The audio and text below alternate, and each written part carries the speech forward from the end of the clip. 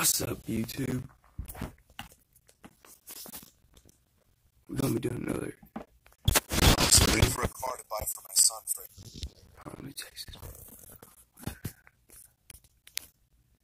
Who was that waiting?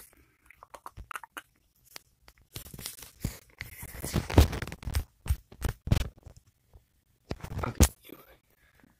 18th birthday. I was searching all the typical car websites, Cars.com, eBay Motors.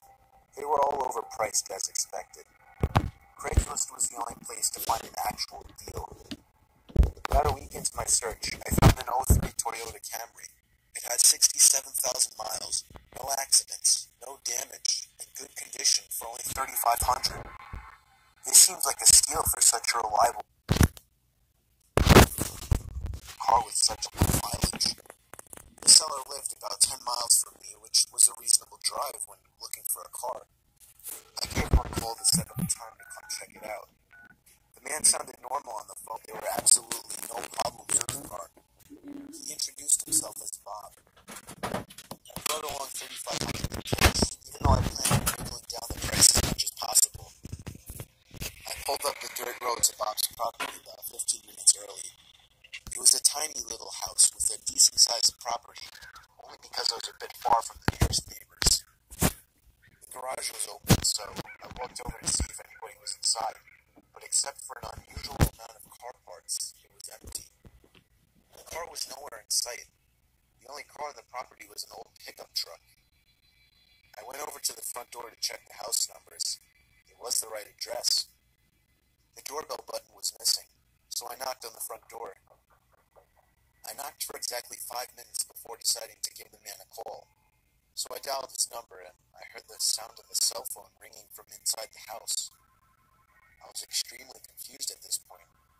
Now I knew I had the right house. I didn't understand why, if he was home, why he wasn't answering.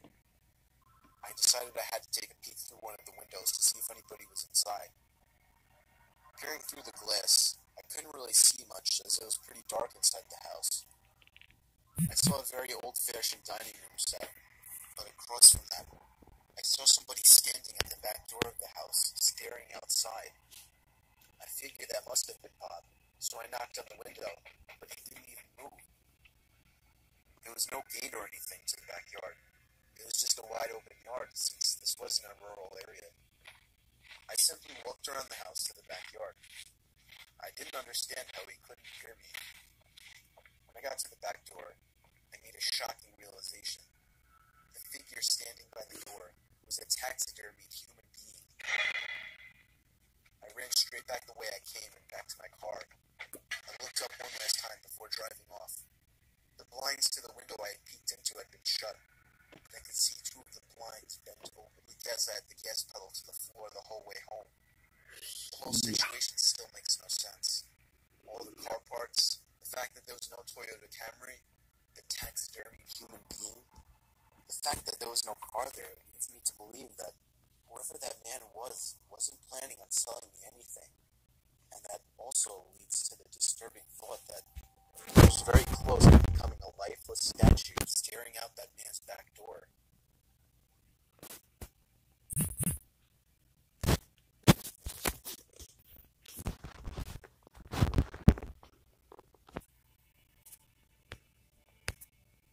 I was on tour trying to find some really deep websites. I was in a chat room where people normally shared links to deeper websites and I've gotta be quiet. commonly illegal pornography. Some guy named Vintage Triple X posted a link without describing what it was. I clicked on it, and it took me to a black screen box eventually popped up with a play button. The video thumbnail was a dark room, only lit by a TV screen. I clicked play, and began to hear the sound of TV static in the background as lines of static slowly swam down the video screen. There was no seek bar on this video. Then I noticed something slowly begin to emerge from behind the wall. It was a figure dressed in all black with some kind of black mask on as well.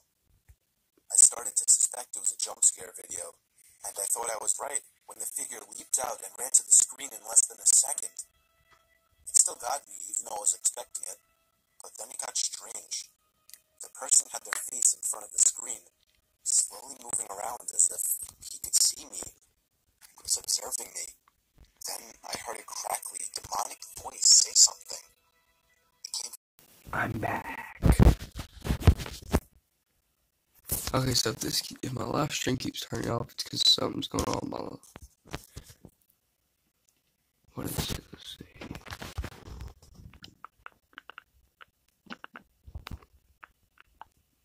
Flow controller, okay. Connection's a little messed. See, it's got 2 bars. Maybe I can see. So live streaming? Okay, cool.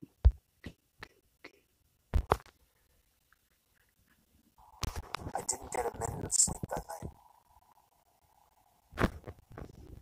Hey, are you back?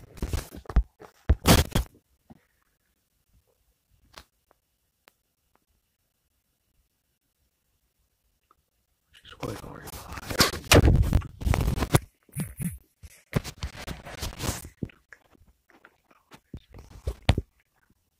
Negative. On stream.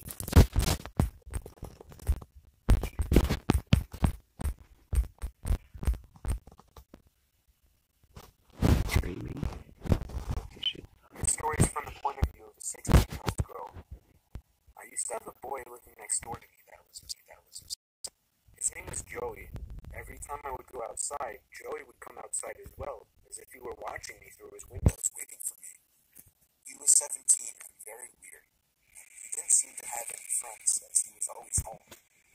I tried to give every sign possible that I didn't like this guy, but he wouldn't get the message. So I had to finally just tell him one day that I don't like him and to leave me alone. The look on his face that day is something that won't leave me. It was the kind of angry look a toddler gives their parents when they can't have a toy. Coming from a 17-year-old, that's much more disturbing. One night, my parents let me watch the house. I was working on a school project when I felt my bed shift over. Okay, see, I done messed it up, man. I done brought it to my messages. Look at this, bro. This is ridiculous. Where's my shit?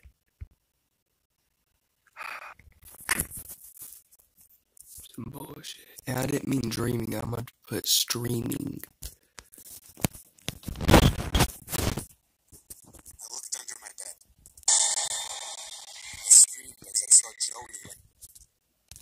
I did not jump. My heart did. That was kind of a little jump scare. I ran away while he tried to crawl out from under my bed.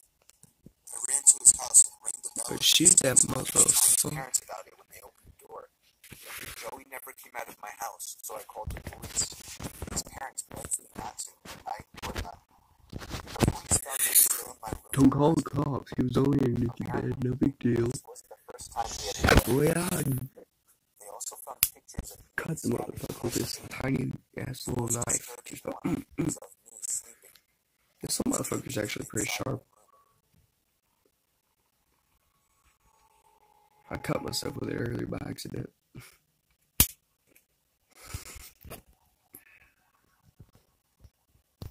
Working the night shift always sucked. I work in an office building and would constantly do the night shift since it was the only time it would work out for me. I was just about always the only person on the floor I worked on, possibly in the whole building. It would always be a kind of eerie feeling to be in such a big building with most of the lights out and absolutely no one around. But on the upside, it was peaceful and less stressful, and I was able to get a lot of work done. There was this one night, though. It was a Friday night, around 2 in the morning. I was typing away on my keyboard when I heard a noise from outside my cubicle. It sounded like just a random crack from the walls or something. It's unusual in this building, but I didn't get too concerned about it. I resumed typing away and was once again interrupted by a sound. This time, the sound of a computer starting up. It caught me off guard. I was sure nobody else was working the night shift. I stood up on my chair to get a view over the cubicle walls. There, the computer screen was visible in the cubicle on the opposite side of the room. Drop my phone. Fuck this. I asked if there was anybody there in a yell, hoping to get an answer from a fellow employee. But instead, I saw the glaring light of the computer monitor across the room turn off. There was once again nothing but darkness on that side of the room. started getting nervous. I turned off the lamp and computer screen so that I wouldn't give away my position to whoever that was. I crouched down and tiptoed out across to a nearby cubicle. It was just... I'm live streaming right now. And no, you're not. But if you text me, I can barely pull it down. And everybody, whoever's watching this, like, everybody can see it. But no, you're not. Utter silence. I sat waiting for something to happen for God knows how long, but I eventually decided the coast was clear. I tiptoed down past all the cubicles until I reached the opening near the exit door to the stairs and elevators, and that's when I realized that my fearful suspicion was true. There was a man crouched down behind a plant in the corner of the room, dressed in all black. I felt my heart sink as I noticed him, but it didn't seem like he knew that I noticed him. I turned back to the stairway door. There was no way I was going to wait for the elevator and take a chance. I casually opened the door and closed it behind me, proceeding to walk down the stairs. After making it down about 2 flights of stairs, I heard the door above me push open aggressively, followed by manic, echoing footsteps coming fast down the stairs.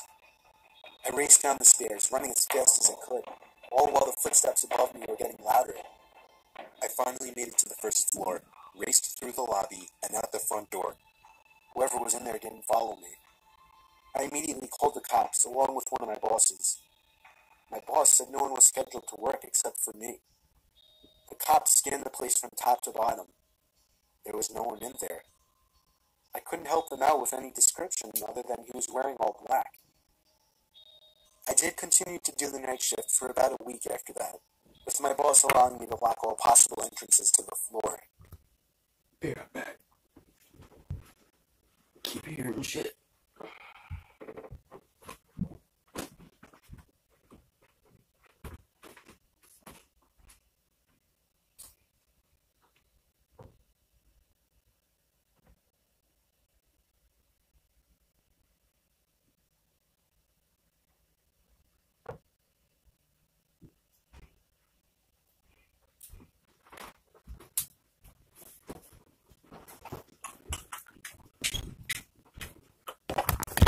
I'm here. I'm still here. I'm still here.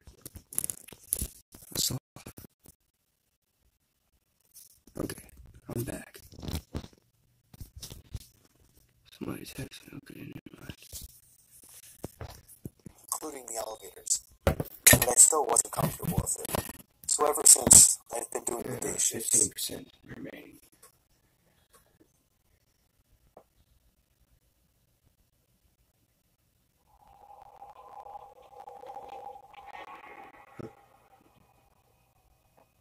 This happened 4 years ago when I was still in high school. I was told to do my last delivery of my shift. I got in my car, which was a 1999 Camry, perfect for delivering pizzas. I GPSed the address on my phone. I live upstate in the country, so all pizza deliveries were long drives. I remember the sun was starting to set, so it was probably around 7 o'clock. I'd say after a good 15 minutes of driving through the foresty dirt roads, my GPS said I had arrived. It was an old little cottage-like house made almost entirely of wood. It was sitting all by itself in the middle of absolutely nothing but forest. The lawn was completely unkept, as the grass was almost at knee height. I was used to this kind of thing, so I didn't think much of it. I took the pizza to the front door. There was no doorbell, so I knocked loudly on the door. Within 10 seconds, I heard the sound of footsteps hitting wood on the inside of the house. The footsteps made it to the door and stopped. I started to feel uneasy. I got the feeling that I was being watched, and that's when I noticed there was a peephole in the door. "It's the pizza guy," I called out. I heard a low, harsh-sounding voice on the other side of the door, telling me to bring the pizza out back. I didn't like the idea of going back there. Something didn't seem right. "Are you sure, sir?" I called out. He didn't answer my question. The sound of footsteps didn't move away from the door, so I had the feeling he was still watching me. I almost found myself walking back to my car, but I decided I didn't want any trouble with my boss. The last time I brought a pizza back, he gave me attitude, so I reluctantly walked through the uncut grass and around the small house to the back. I remember there was a shed and a little patio back there. In the patio, there was a table with 4 chairs. Okay.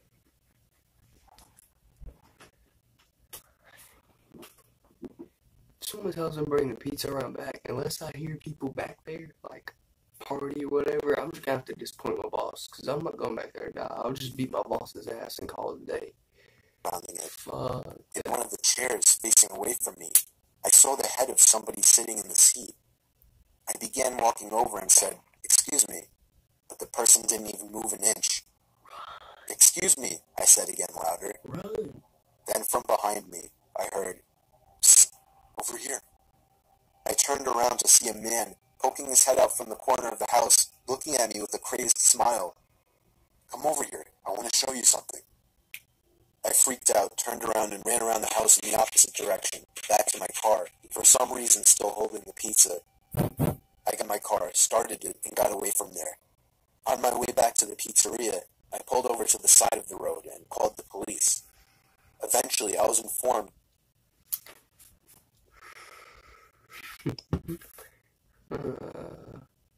What? I'm not mad. I'm not mad. Are you watching this right now? But that did scare me. Whenever you messaged me on here and it vibrated twice, it shook this. You're on glass right now and it shook and it scared me. That there was no sign of anybody having been in that house for a long time. I'm alone right now. I probably shouldn't be watching this. I quit my delivery job a few days after that. I have no idea what would have happened to me had I gone up to that man. But to this day, I still wish I'd just turned my head to see who or what was sitting in that patio chair.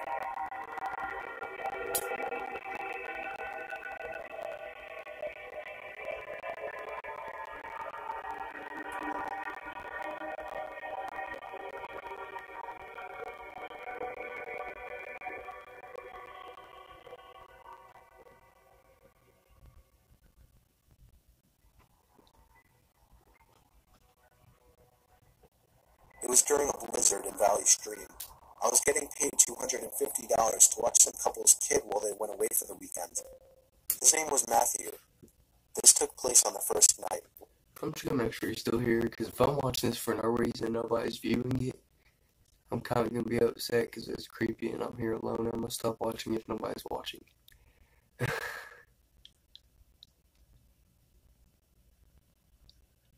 Everybody message me that's watching this.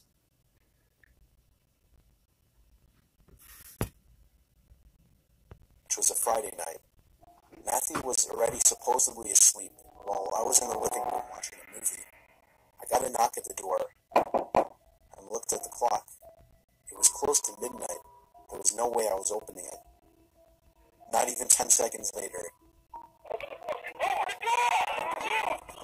I heard the sound of 2 or 3 men angrily banging on the door, telling me to open up. It felt like my heart was about to stop.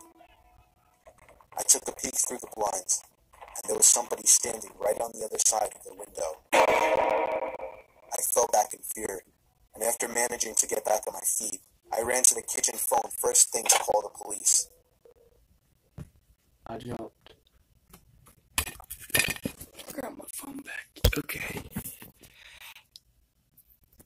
Hey, text me if you're watching.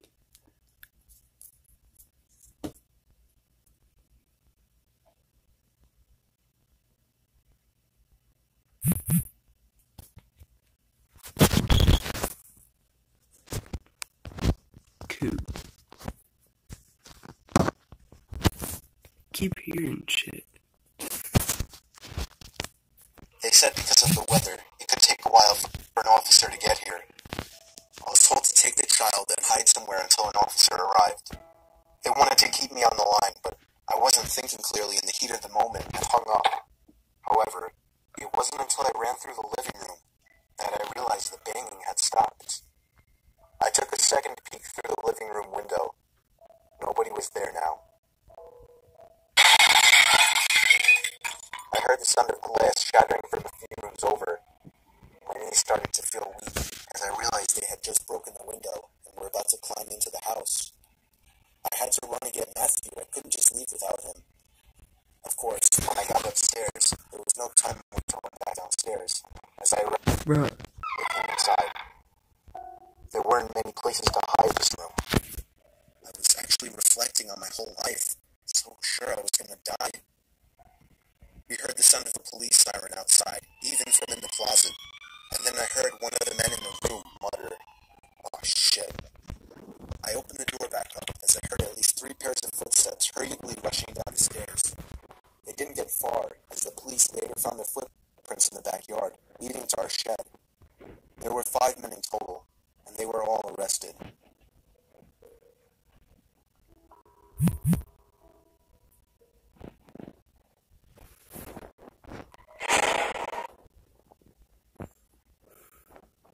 That scared me. What? Yeah, I know you're watching. Cute. This happened when I was 15 years old. My best friend Anthony wanted me to come over for the night, since his parents would be gone all weekend. I rode my bike over and put it in his backyard before letting myself in through his back door. We played basically every video game he had, from FIFA all the way to Call of Duty, with popcorn and other junk food spilled out all over the floor. As the night progressed, we moved from video games to watching half a movie and getting bored, to doing prank calls at close to 10 o'clock. Anthony made a few calls to different pizza places. When it was my turn, I just dialed a few random numbers in hopes to get someone at their house. On, say, my 4th attempt, I finally reached somebody. A guy with a deep and rough voice picked up, answering with a yeah instead of a hello. Anthony's laughing in the background made me stumble words mid-sentence, ultimately cracking up into laughter. I had never done a prank call, so I sucked at it. The guy on the other end was silent. I regained a straight face and tried to continue with the call. It went something like this. Sir, would it be alright if I borrowed one of the wheels from your car? What's your name, kid? My name is Bob. Really? You sure it's not Anthony? It hit me like a brick. I looked up at Anthony, whose face was noticeably full of fear. I hung up the phone, not wanting to be on the line with whoever that was. Hell no.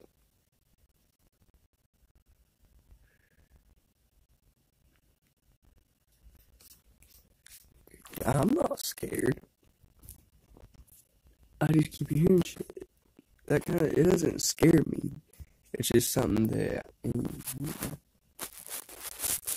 something I'm curious about. Pause for another second. Anthony, who the hell was that? I asked him. I don't know, he told me. Does your caller ID info display your name or something? No, it shows my dad's name.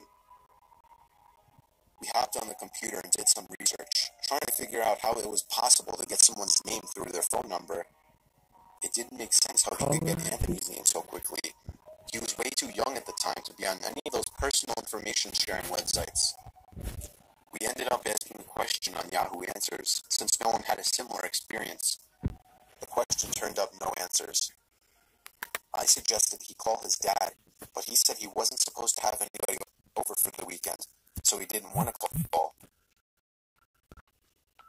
We planned on sleeping in the living room, so we just resumed watching the movie that we hadn't finished from earlier. Right after the phone call had left my mind, me and Anthony looked at each other when we heard his front door opening, and then the doorknob to the front door began to turn.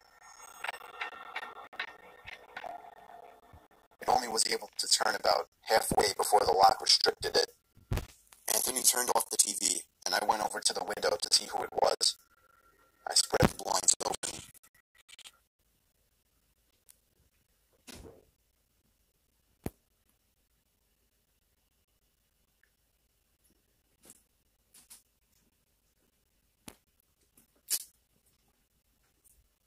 Dad. So I'm sitting here watching these scary videos on my phone. I swear, dude, every time my phone does a jump scare noise or something, I'll hear something in the house. It's either y'all in there making some noise or the house is settling. Which one? Why are you watching dumbass videos for? Huh? I'm watching scary videos. Why? I don't know. Got bored. Well, you need to get some rest, because you're probably going to go with your mama to your mama's in the morning. I gotta be discreet. I'm on live stream right now. That's why I'm watching it. But I'm telling you, you're going to go to your mama's in the morning with your mom. You and your mama, so no arguing about it. I know. You just be doing it.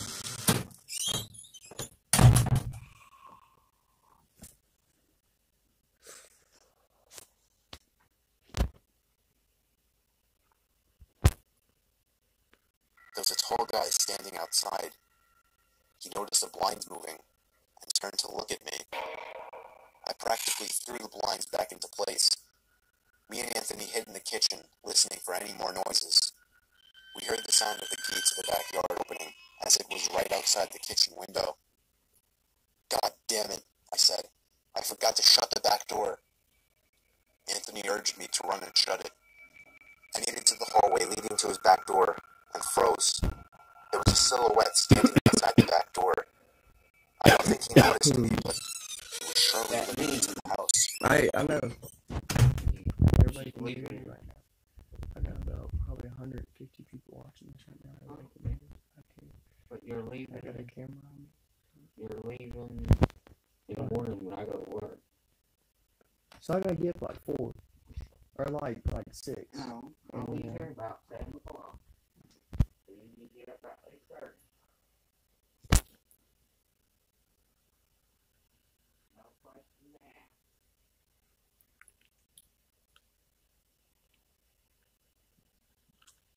that. Nah, love you.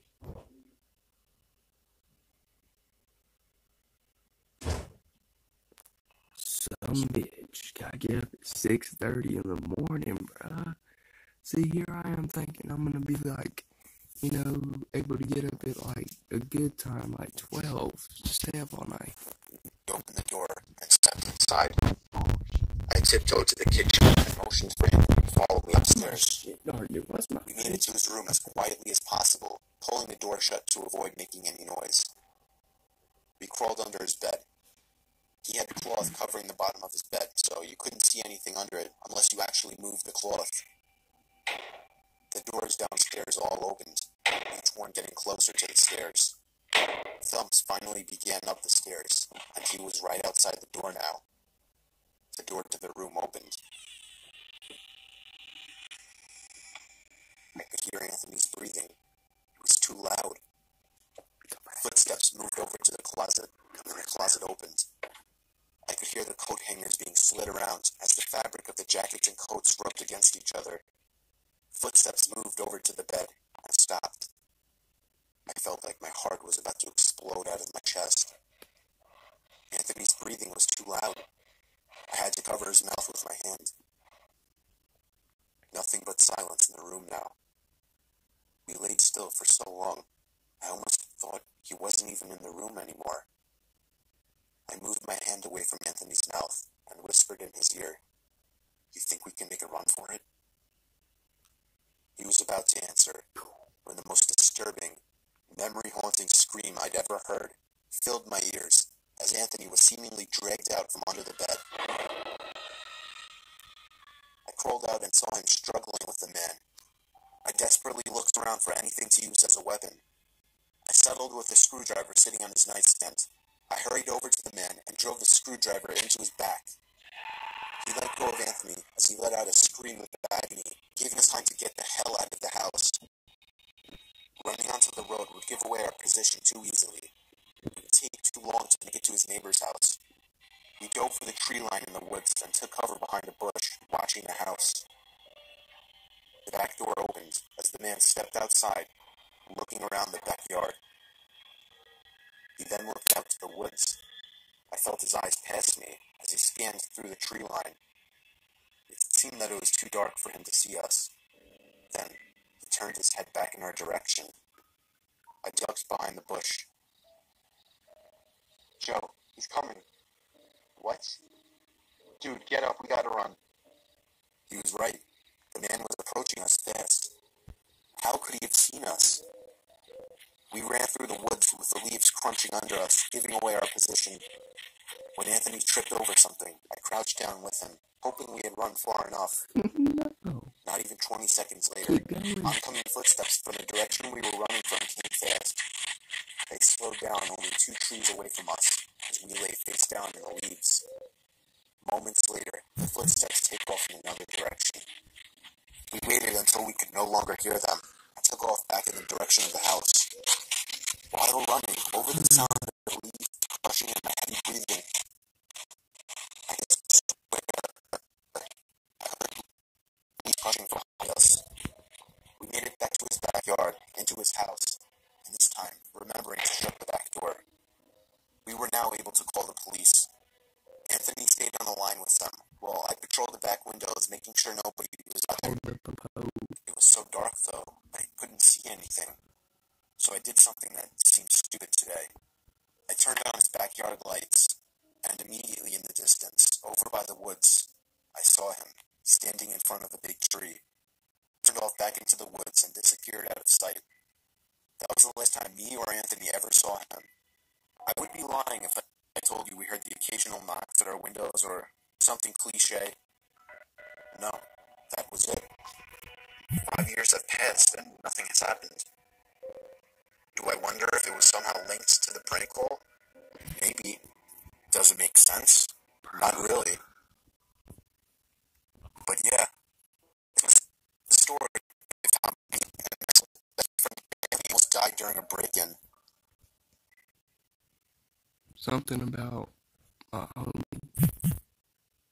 Yeah, hold on. Gotta go. Text when I can. Bye.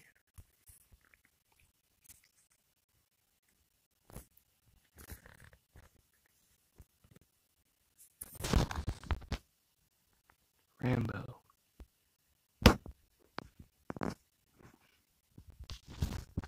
Babe, you still watching?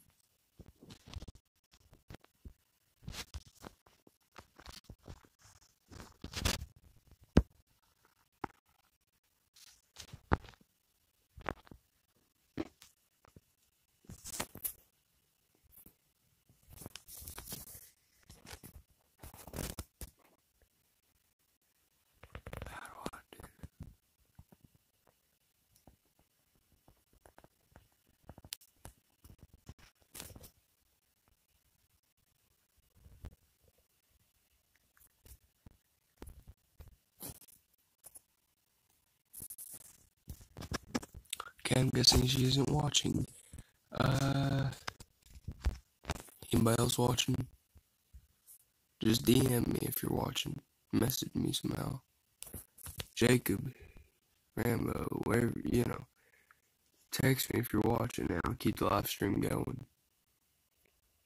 But if nobody's watching, I'm gonna end it.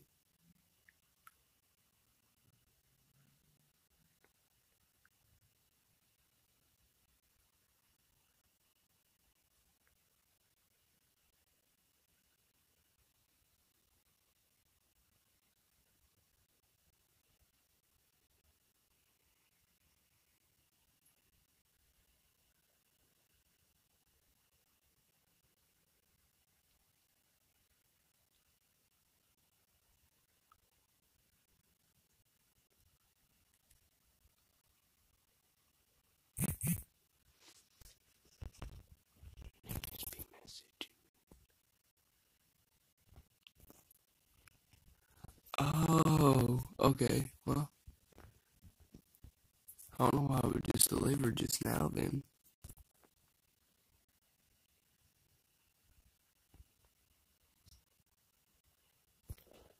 How did you know Rambo's watching? Does it show that he's viewing?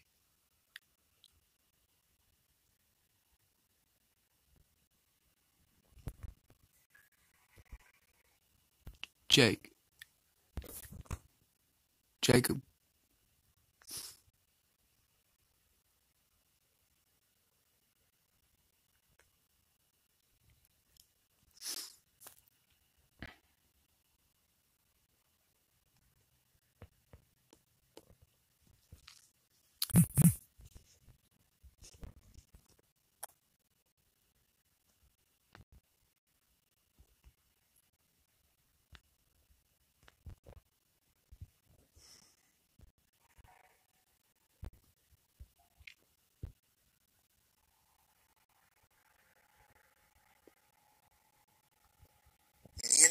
wife were on our honeymoon in Hawaii. We were on the island of Oahu, sitting on the beach. My wife got up to go to the bathroom, and when she got back, she told me that there was a creepy man watching her walk into the bathroom, and when she tried to walk out, he blocked her path. She only got away because there were 2 other people walking into the bathroom, so he got out of the way. I asked her what the man looked like, and she looked over, but unfortunately, she said he was gone.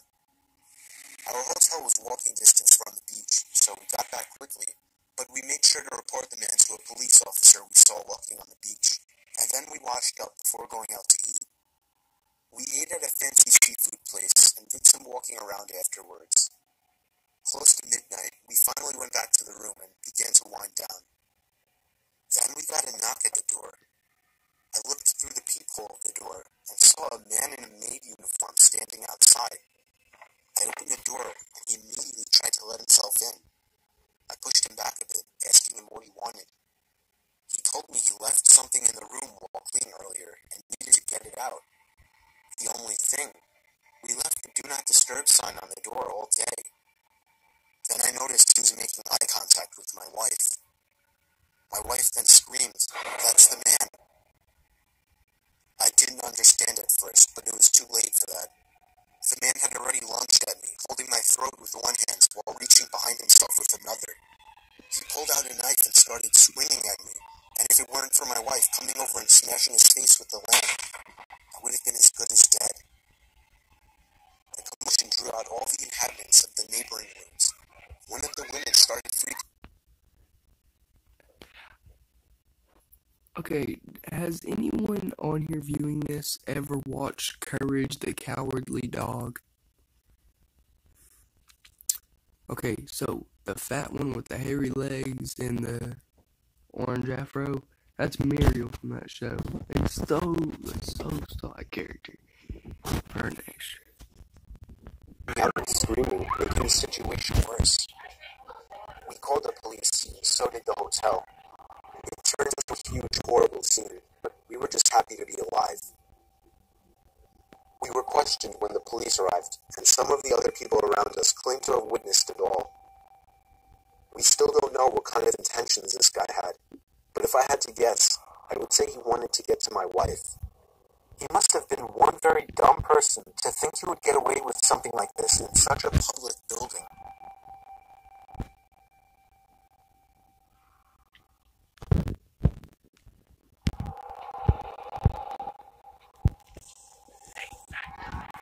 Speaking of late night, it's 10:44.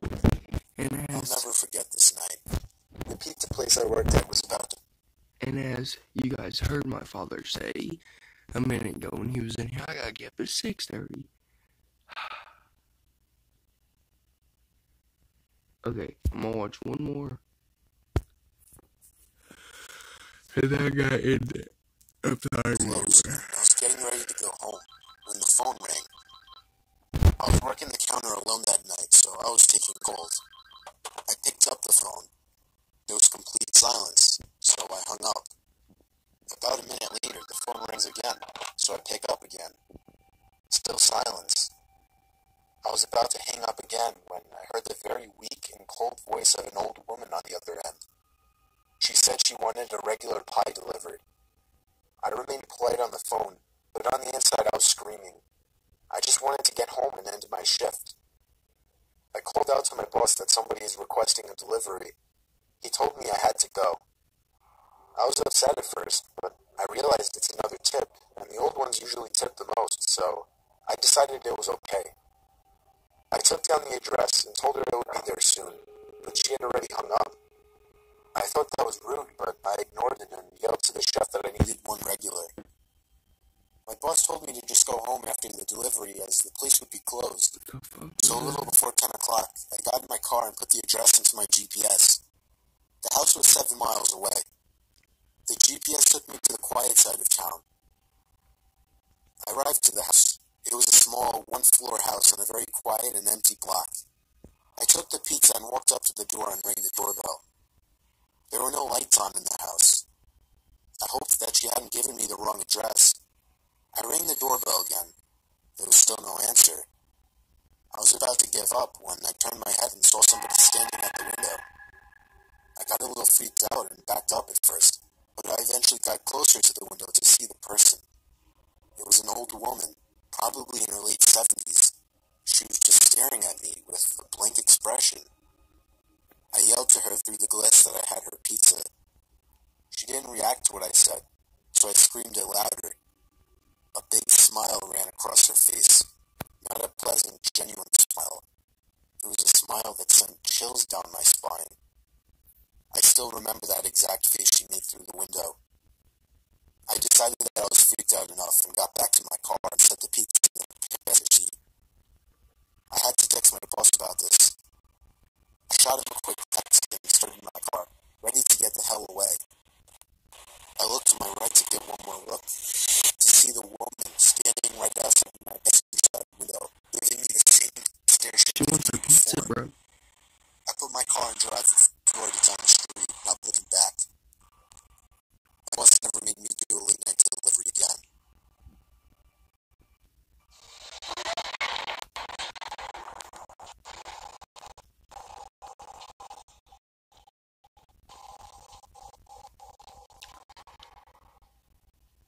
It lagged on me like this.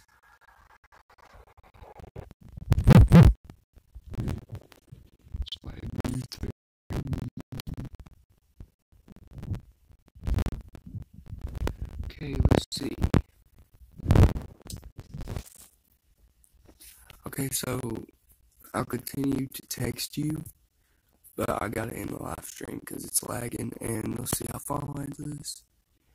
33 minutes and 24 seconds, okay, and then I still got like 20 more minutes and some odd whatever left.